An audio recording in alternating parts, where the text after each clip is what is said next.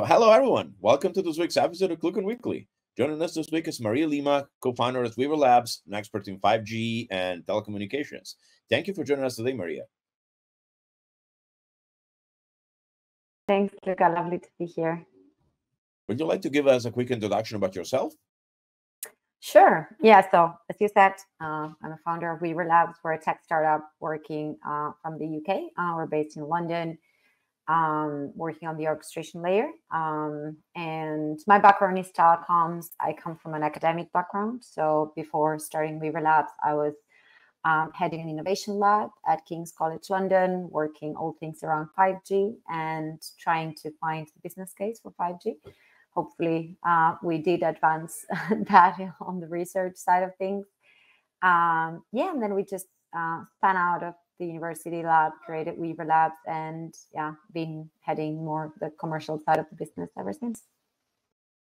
So, 5G is a hot topic right now. There's a lot being done on that space. So we've been working on some stuff too. I personally am part of the 5G team in SignalWire.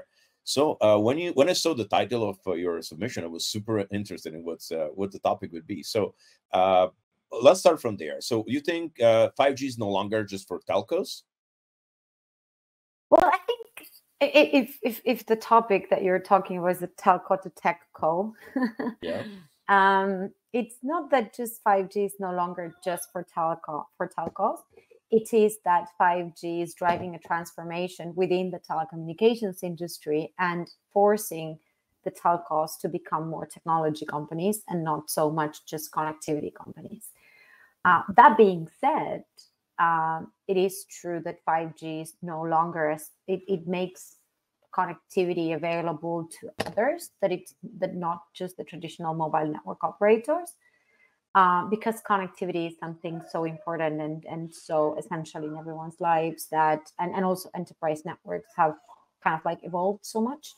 And 5G now is an interesting proposition for those businesses in order to advance in their own, whatever is it that they need, right? So it's a bit of both, but no longer exclusive.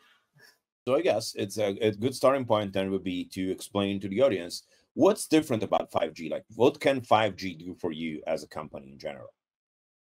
Well, I guess if we just take a step back and instead of just talking about benefits of what 5G can do, because I believe that it's not just 5G what can do for the industry, it's connectivity in general. And I strongly believe that network of networks is what we should be talking about, and the intersection of all of these connectivity capabilities and satellite, IoT, fixed and wireless. And within the wireless world, there is 5G, which is the cellular network, traditionally using regulated spectrum, and now it has been opened up for others to use, given that primarily in the US with the CBRS offering, and also in Europe with some shared spectrum bands, this is now available for others to use.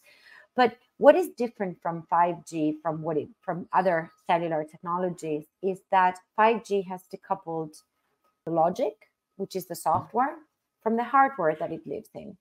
So before, up until 4G, you would just go to one of your preferred vendors. We have 4 major vendors in the market. Some countries 3 because of some geopolitics happening. But usually you buy a piece of equipment such as the radio. So this one that I have behind me, it's a 5G radio, Benettel. And it has all of the software in it, right? So what 5G did, or the evolution of cellular technology did, was that the decoupling of that software and the hardware, right? So now we can run the logic of a 5G network out of what we call commercial off-the-shelf equipment, which is your general software, server, or even a computer. So that makes it really accessible for everyone, not only to purchase and run, but also solutions, right? Because now it's just about pieces of software that come together. So that's what really 5G is about. It is about a network that is fully based in software. And then in terms of what can 5G bring to the businesses, obviously it's the fact that 5G has a spectrum, that it's not, proprietary, and that it can be accessed by anyone, gives you the ability to use cellular technology for your use cases. So that means that you have inherent mobility, which sometimes other technologies such as Wi-Fi, prominently enterprise networks were based in Wi-Fi before for wireless technology. They wouldn't give you that aspect of mobility, handovers, better quality of service in the sense that you have, a better managed quality of service in cellular technology, very low latency, which means that you can have that sub-millisecond action reaction, really good for factories or even remote robotic surgery or transmitting the sense of touch. And obviously, all these kind of like automotive sector, transport sector applications, vehicular to infrastructure, and the sheer amount of sensors that can be connected to the network. So 5G actually does bring a lot of, enables a lot of opportunities. However, I wouldn't say that 5G is the only technology that can help verticals. It's about integration of other technologies as well.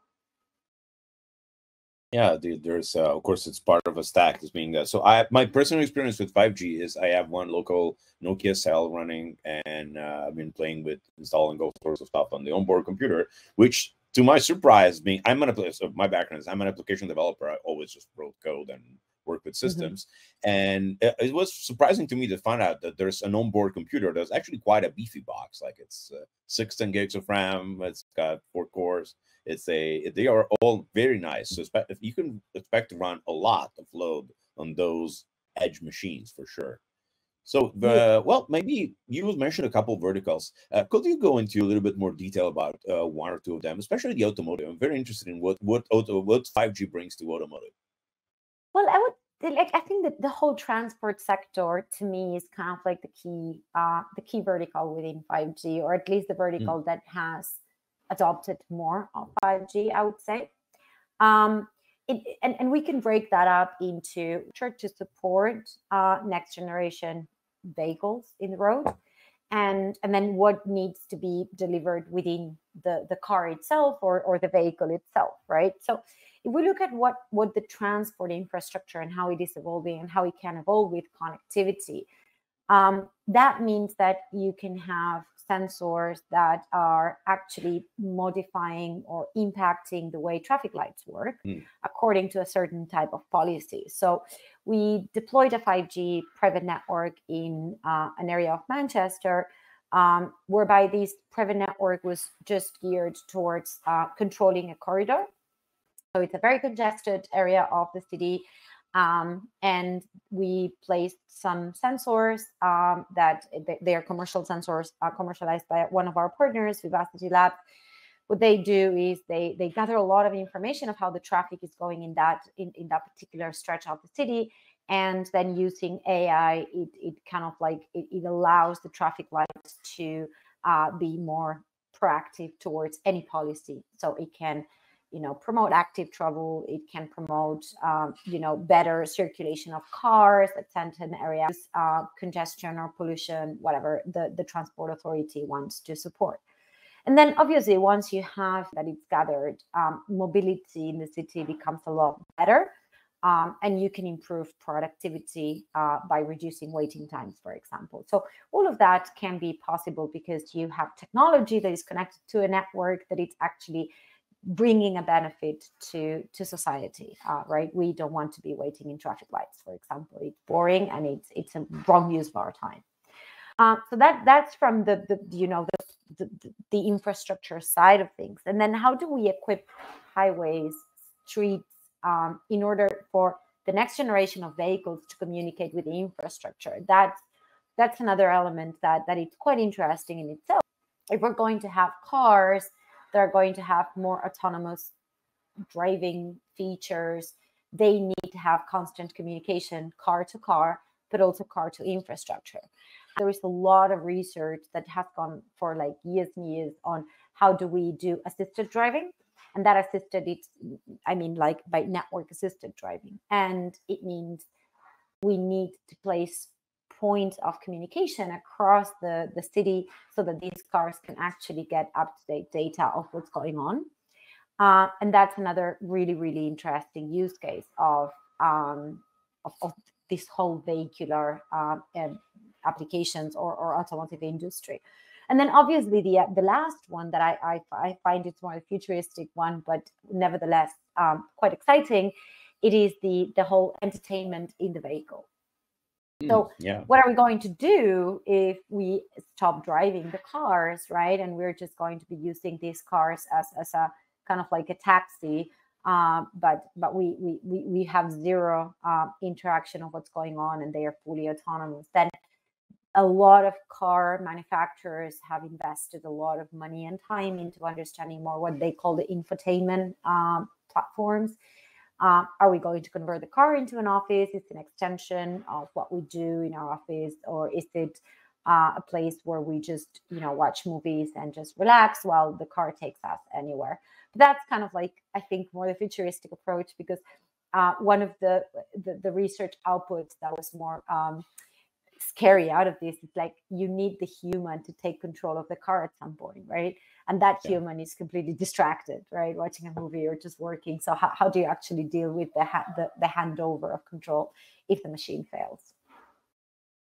I feel like one thing that, well, but of course you mentioned it in passing, but it's really part of it, is self-driving cars practically need a 5G network to be able to operate properly, because what you just mentioned in regulating traffic and handling red lights or just movement of vehicles, it really plays in a way to get self-driving cars to actually work, because you need information. The more information you have about the entire environment, the better a self-driving car will be, because frankly, just driving the car on sensors alone sounds like a bad idea.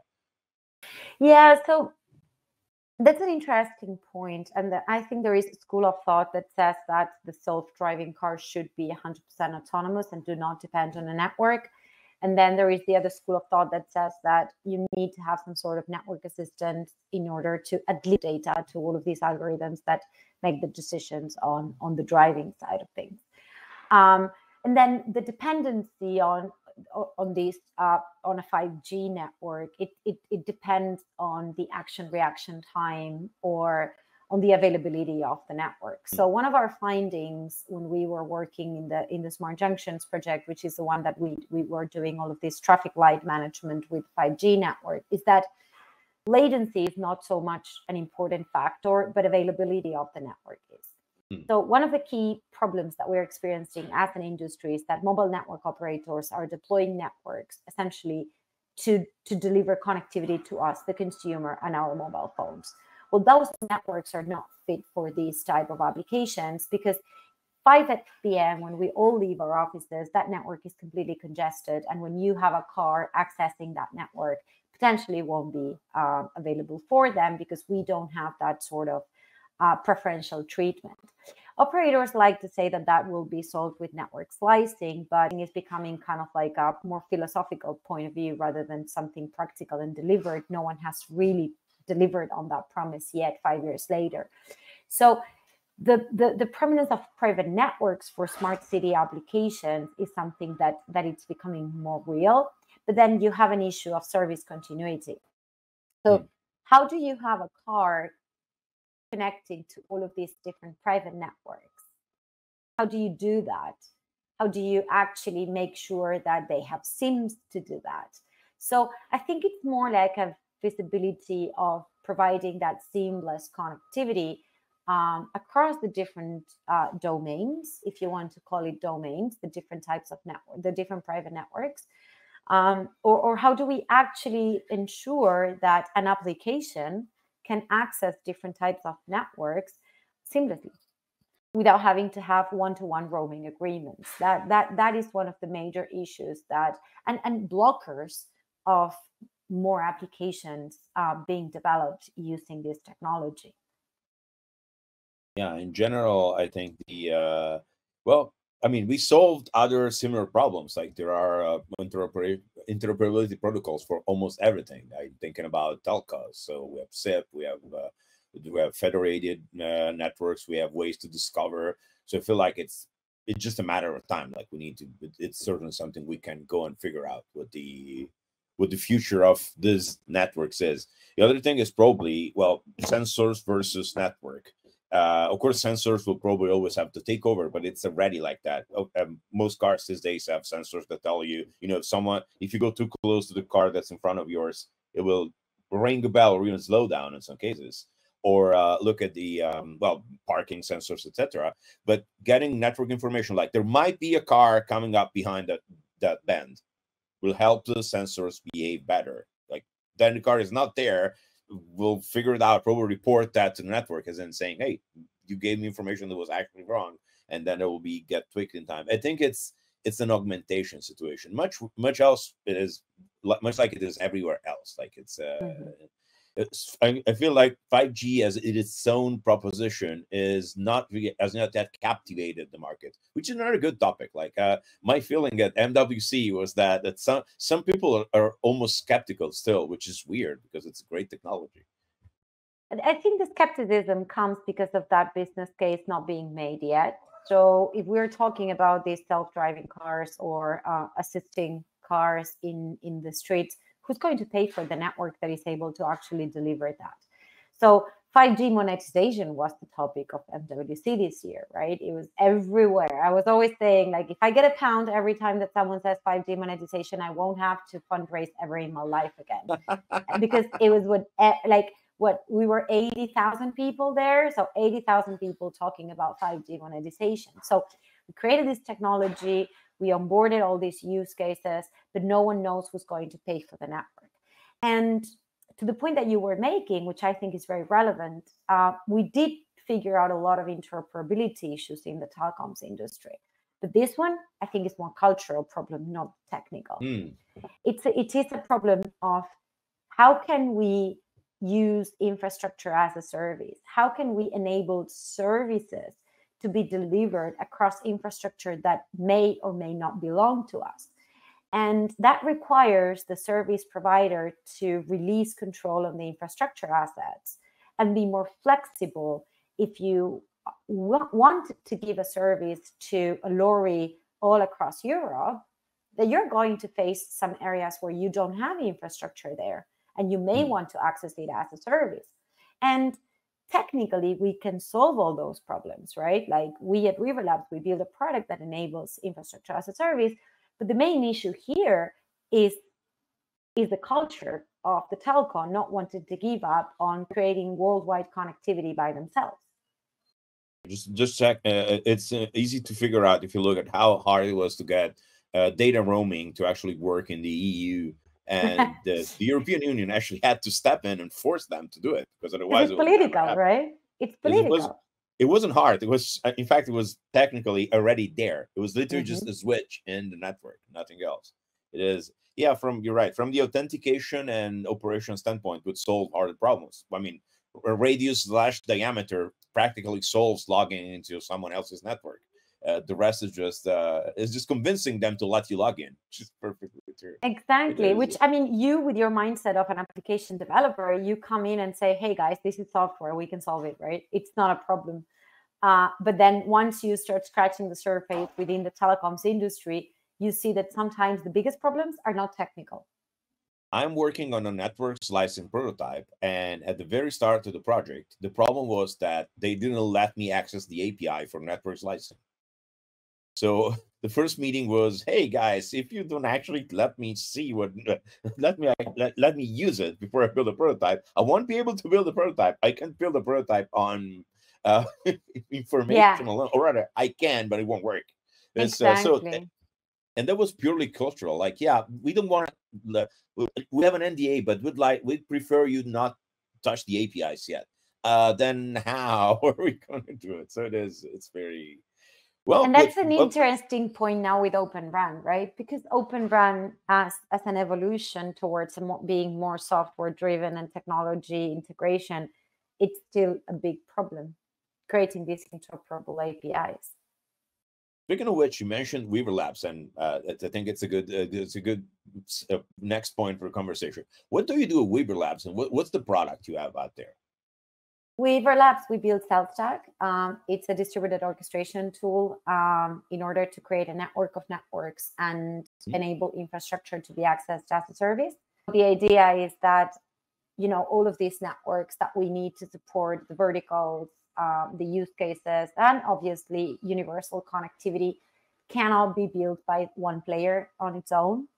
And we envision infrastructure to be built by several players, including, you know, building owners, public sector, and the same way that when you build a building, you will put, you know, all the tabs and the water, it's going to run inside the building. Well, the same for connectivity, right? We need to build the rails for that.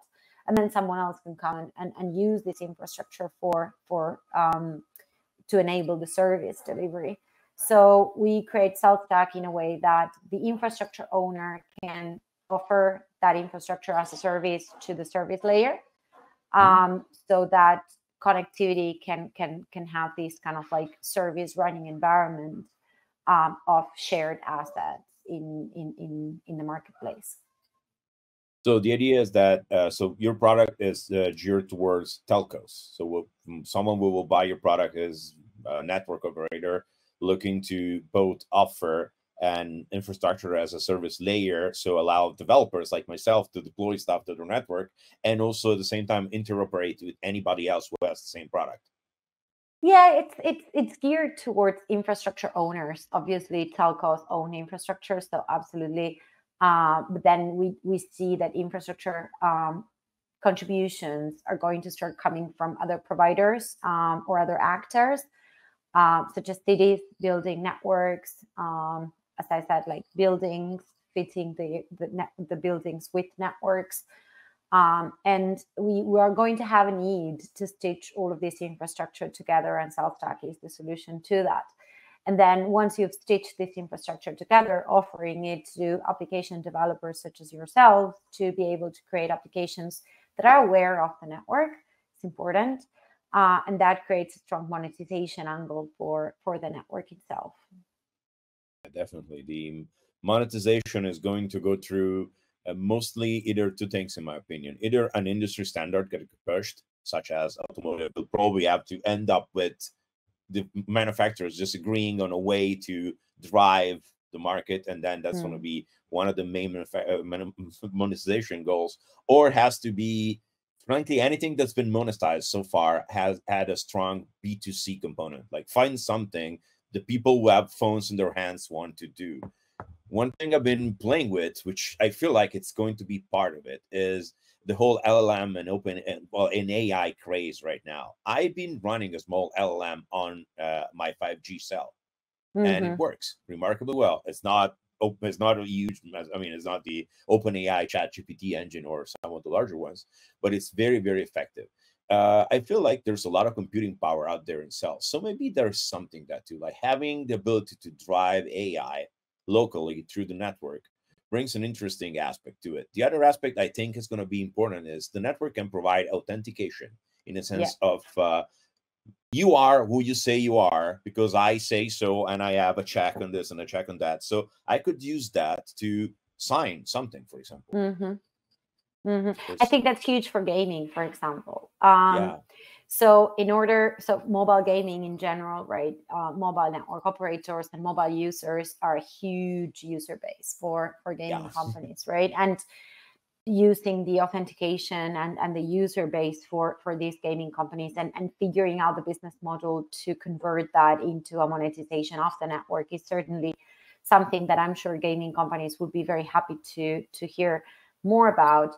And then you have, I'm not sure if you guys have heard, but at least here in Europe, there is a strong element of the telcos asking for the big tech to pay a toll in the network or contribute with the, you know, the spending or capital expenditure of building these networks. Well, I think the solution to that is to close the loop, right? Offer APIs so that these whoever it is, you know, the Googles, the Amazons, whoever, they have a large user base and they can monitor quality of experience of these users.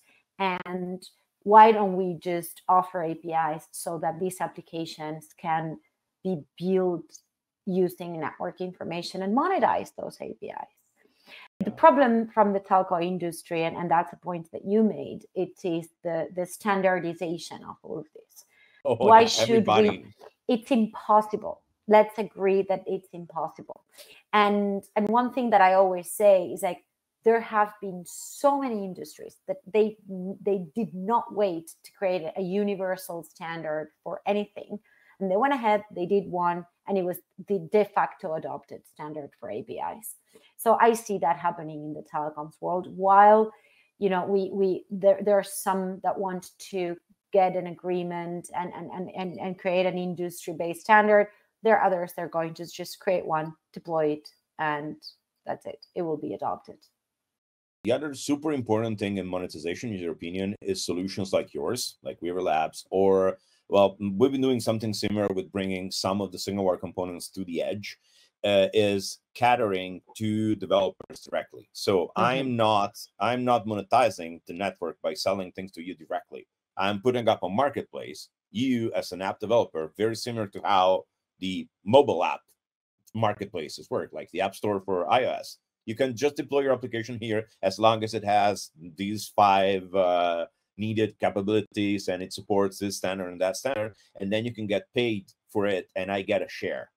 That is 100%. Probably the end game. I'm not sure how close we are to something like that because there are so many hurdles to figure out, but that's probably the end game. Like, I would like an app on my phone that allows me to instantly record a call when I'm on the call, and it gets transcribed and summarized by an AI. So I go to App Store, find it, and then bind it to, I don't know, a keyword or 9 on my phone keyboard. And then every time I press 9, it just gets turned on. That's the kind of thing that will bring monetization. Again, I think this is an end game scenario, so it's not happening next month. I 100% agree with you. It is going to be the end game scenario. I think it's going to happen faster than what we think. But I think also that we as an industry should be looking at industries that have done this really, really well, and start collaborating more with the developer community and open up our network so that we can actually deliver value to the end customer, because that's what we need to do. Otherwise, we're just going to become these kind of like 2 words that are becoming really scary in the industry, which is dumb pipe. That is true. As long as we deliver value, we're not going to become a dumb pipe. If we enable the developers to create value through us, you know, that's the end game.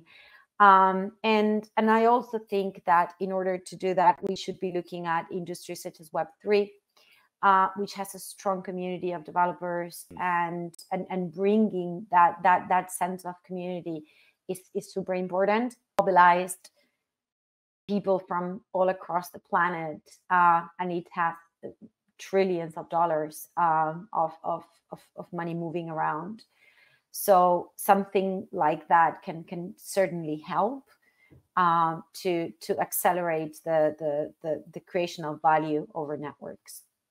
I think right now too, the problem is the barrier of entry. If you want to get started on Web3, being a developer like everybody else, I did write 2 or 3 Solidity contracts because I just want to try it, right? It's everybody who's a developer has played with it, but the barrier of entry is 0. As in, I literally just sit down, watch a tutorial, download a few open source tools, sort of get it working, then realize I need to learn more, but I have gotten my first experience with the platform. While getting something deployed to a 5G network right now is, I don't want to say impossible, but it's very close to being impossible. I agree, and that is another problem that we're having as an industry, because of that barrier of entry of people just like, you know, as you do in your house, and you just want to explore with things. It's a barrier of entry for us in skills creation, right? Because you don't understand what do we do as an industry. No one knows. And, you know, the fact that you can just very well create a Kubernetes platform and deploy a core network just using some containers and your Helm charts actually is not that difficult. A lot of people do that in their basements just to create, you know, a Netflix on steroids for their house. So it's technology that everyone is using. It's just that we are not open about it. We don't talk Yeah. about it. So how are we going to attract the talent to create solutions and to bring and to work with us? So I think that there is a lot of work being done into bringing more open source. So now, if you there are open source projects, Open 5GS or SRS LTE, that they have developed a lot of open source solutions that you can just go and deploy in your own house and using a software defined radio, and there you go, you have a network that it's up and running. But I guess we should be more inclusive and open as an industry in order to reduce that barrier of entry, and that's something that Web3 did really well. Yeah, I'm wondering if there's a way to enable people to deploy to a kind of test network or a separate network, or even just segmenting them. Well, network slicing could do that. Like you could have a separate network that only allows to do certain things, but still, and then give someone a way to deploy to that network. It's probably, again, it's another end game thing. Like, I'm thinking too far. I'm thinking too far into being an application developer. I'd like things to just appear. But exactly. Yeah. You just want an API that gives you access to the networking elements, and that's it. It's not hard to do. Should be. No, it is not. I agree, and that's part of what we do at Weaver Labs, is to enable that level, right? So one of the projects that we've done with the humanitarian sector or an application developer for the humanitarian sector is we enable them access to a variety of network interfaces in a device, in a mesh device. They don't have to care about if it's going to be a peer-to-peer connection between two devices, or if it's going to go through satellite or 4G. They don't care. We deal with that. They just do cell.send, and the information goes intelligently somewhere. And that's what the application developer needs. They just need to know that there is a way to send that information out of the application, and we deal with all the complexity of the network. Yeah, it's some kind of abstraction is needed. Otherwise, you're dealing with too much complexity. It's exactly. kind of like if you build a web application these days, you don't really need to know anything. It's just, once you got into the point where you get it to bind to an IP address and it's actually responding, the rest is left to professionals, to people who are actually running the network, and should be the same thing. Well, I think there's a lot there. So, are you speaking at any other conferences in the near future? Just so people can come here? So we are part of Connected Britain in London in September, which is super, super exciting. And I'm not sure after that, what do we have? Looking forward to Connected Britain.